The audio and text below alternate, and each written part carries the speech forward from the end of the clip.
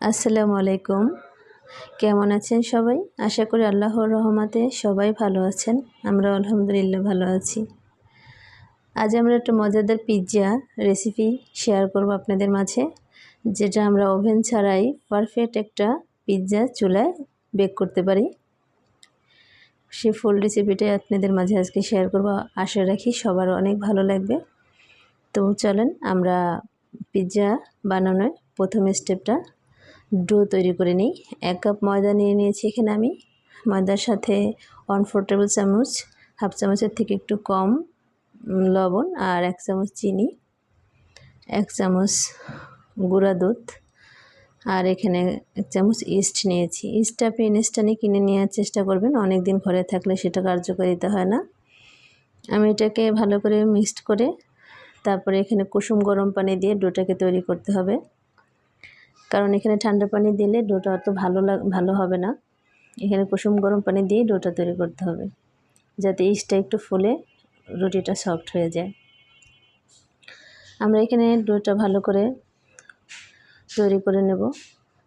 এখানে কিছু তেল, সাদা তেলও দিয়ে আর একটু ভালো করে মাখিয়ে ডোটাকে আমরা রেস্ট দেব ঘন্টাখানিক। যে আরও বেশি চাইলে কেউ বেশিও দিতে পারেন। সময়ে যার যতটুকু থাকবে সেইভাবে তৈরি করে নেবেন। আমি এখানে ডো তৈরি করার পরে আমি চিকেনটাকে প্রস্তুত করে নেব। যে পিৎজায় আমরা চিকেনটা দেব সেই চিকেনটাকে এখানে চিকেনে হাফ চামচ রসুন বাটা, হাফ চামচ আদা বাটা,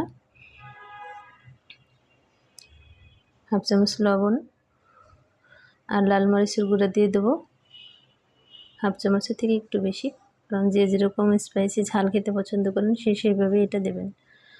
আর গোলমরিচের গুঁড়ো দিয়ে দিলাম হাফ চামচ, আর সয়া সস হাফ চামচ, টমেটো সস দিয়ে দেবো এখানে হাফ চামচ, দিয়ে আমরা মাংসটাকে এখানে সুন্দর করে মাখিয়ে নেব। আমি এখানে লেবুটা দিতে আগে ভুলে গিয়েছিলাম, তাই পরে লেবুটাকে আবার দিয়ে নিয়েছি। এখানে লেবুর রসটা দিতেই হবে, তা নাহলে মাংসর যে একটা আলাদা সেন্ট আছে সেটা যাতে না করে সেজন্য লেবুর রসটা দিয়ে আমি মাংসটাকে একটু 15-20 মিনিট ঢেকে রেখে দেব। তারপরে এটাকে আমরা চুলায় প্রস্তুত করে নেব। চুলায় একটি প্যান বসিয়ে তারপরে কিছু সাদা তেল দিয়ে মাংসটাকে আমরা প্রস্তুত করে নেব। একটু ভালো করে ফ্রাই করে নেব তেলের উপরে। বুকের মাংস ফ্রাই করতে হয়তো বেশি সময় লাগবে না, অল্পতেই সিদ্ধ হয়ে যায়। আমরা মাংসটাকে ফ্রাই করে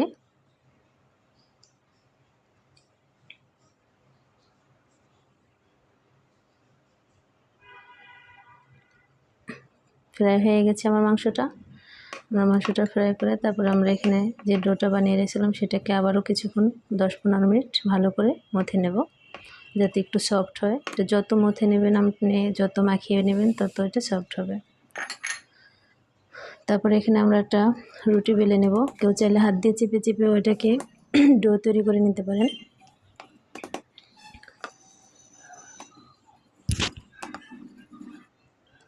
এটা বেশি মোটা করব না, যাতে বেশি মোটা করলে পিৎজার একটু পাতলা করেই আমরা ডোটা করব, আবার বেশি মোটাও না একেবারে পাতলাও না। চারপাশে একটু পাশ দিয়ে একটু উঁচু করে মাঝখানে কাঁটা চামচ দিয়ে আমি ডোটাকে একটু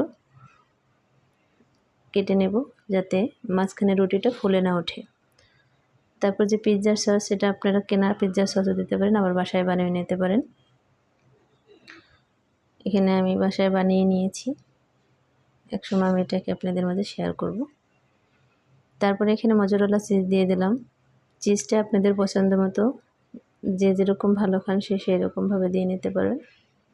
কিছু ক্যাপসিকাম কুচি দিয়ে দিলাম এখানে, সবুজ ক্যাপসিকাম কুচি একটু মোটা মোটা করে বড় করে কেটে নিলাম। তারপরে এখানে পেঁয়াজটা একটু স্লাইস করে কয়েকটু পেঁয়াজ দিয়ে দিলাম। এখানে আপনাদের পছন্দ মতো আপনারা লাল ক্যাপসিকাম, হলুদ যেটা আপনারা দিতে চান দিতে পারবেন, এখানে কোনো নির্দিষ্টতা নাই। তবে কিছু কিছু জিনিস এখানে না দেওয়াই ভালো। তারপর যে প্রস্তুত করে চিকেনটা রেখেছিলাম সেই চিকেনটাকে আমরা দিয়ে দেব। ঘরে পিৎজা একটু উপকরণগুলো আমরা একটু বেশি বেশি করেই দিলাম, কারণ এটা বাইরে তো হয়তো বা এত উপকরণ দেয় না, কারণ তাদের তো একটা বিজনেস সেখানে। তাই আমরা ঘরে বানিয়ে খেলে একটু উপকরণ বেশি কমের কোনো সমস্যা নেই, যার যেরকম ভালো লাগবে সে সেরকমভাবে দিয়ে খাবেন এটাকে। তারপরে এরপর আমি আবার মোজারেলা চিজ দিয়ে দিলাম কিছু পরিমাণ, কারণ পিৎজা চিজটা একটু বেশি না হলে আসলে ভালোই লাগে না। এখানে মোজারেলা চিজটা আপনারা অন্য কোনো চিজও দিতে পারেন। তারপরে চিজ দেওয়ার পর আমি অরিগেনো দিয়ে দেবো। অরিগেনোটা অবশ্যই পিৎজায় দিতে হবে, না দিলে আপনি রেস্টুরেন্টের মতো স্বাদ পাবেন না। তাই আমরা চেষ্টা করবো অবশ্যই অরিগেনোটা দেওয়ার জন্য। তারপরে একটু চিলি ফ্লেক্স দিয়ে দিলাম, এটা যদি একটু স্পাইসি ঝাল দিয়ে আমরা করব, তাই আপনারা আপনাদের স্বাদ মতো দিয়ে নিতে পারবেন, আবার না দিলেও হবে। তারপরে যে রুটির যে পাশের যে অংশটা সেখানে একটা ডিমের একটা কুসুম ফেটিয়ে ব্রাশ দিয়ে নিলাম, যাতে কালারটা সুন্দর আসে, দেখতেও সুন্দর হয়। এখন আমি এটাকে চুলায় একটা পাত্র বসিয়ে সেই পাত্রটা একটু 10 মিনিট ভালো করে হিট করে তারপরে স্ট্যান্ড দিয়ে পিৎজা ট্রেটা বসিয়ে দেব।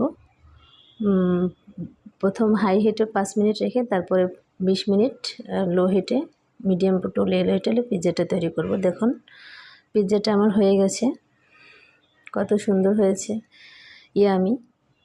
আশা করি আপনাদের ভিডিওটি ভালো লাগবে। আশা করি এইভাবে যদি আপনারা বানিয়ে একবার হলো ট্রাই করবেন, দেখবেন যে বাহিরের পিৎজার থেকেও কোনো অংশ কম হবে না, স্বাদে অতুলনীয়, এবং আপনারা মন ভরে এটাকে বাসায় খেতে পারবেন, বাচ্চারাও পছন্দ করবে।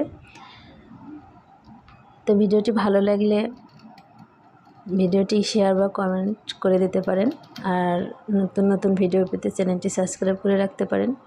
আর যারা করেছেন তাদের অসংখ্য ধন্যবাদ। আর ফেসবুক থেকে যারা ভিডিওটি দেখবেন তারা ফলো বা লাইক দিয়ে দিতে পারেন। এখানে আমরা গ্রেটার দিয়ে পিৎজাটাকে একটু কেটে নিলাম।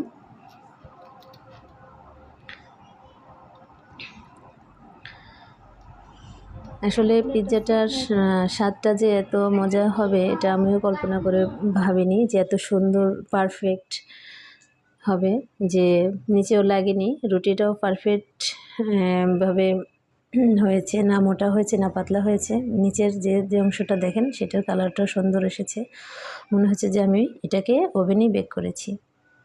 এখানে আমি ঘরে যে মেয়োনিজটা বানাই সেটা দিয়েই পরিবেশন করে খেয়ে নিলাম সবাই।